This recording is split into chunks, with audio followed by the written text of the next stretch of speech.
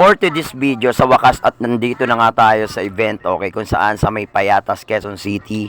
Okay, so ito pakita ko lang sa inyo yung place natin. Pakikita ko sa inyo, tara samahan nyo ako. Let's go! Okay, so ito nandito na nga tayo. Ayan sila ate, busy at nag-aayos na nga sila ng mga pang-giveaways na gagamitin.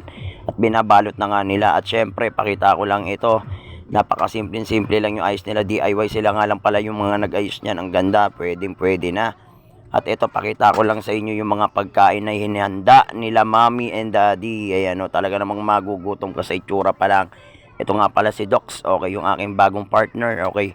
So, syempre, salamat nga pala sa nagbigay ng event na to, si Sir JM, ayan, okay. So, maraming salamat. At ito nga pala mga batan to, nalaman nila nagbablog ako, okay. Hindi sila nakontento. Sinearch nila yung aking YouTube channel, ayan, okay. At ito, pinakita niya nga sa akin yung channel ko. Ayan, okay. So, akala nila kasi hindi ako nagbablog. Di sila niniwala. Kaya yun, sinearch niya yung channel ko. At syempre, ito nga. Okay, pakita ko lang. Ito yung mga prices natin. Ito na nga yung mga foods ng kids natin. At ito, habang tumatagal guys, dumadami na nga yung mga bisita at nag-makeup at nag-base na nga rin pala kami.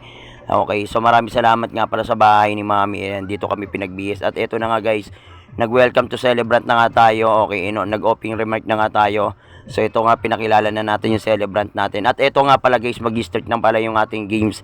At after ng mga games, okay, nag-blowing of candle na nga pala tayo. Siyempre, tapos na nga rin pala yung ating magic show. Hindi ko na nakunan yung magic show natin. Better luck next time. At nag-birthday wish na nga si Mommy and Daddy. At syempre, ang huling-huli natin, okay, picture taking, family picture taking. After ng family picture taking guys, ito. So excited na nga sila sa magic. At di na nga ako nakapag-magic. Hanggang dito na lang guys. Maraming salamat.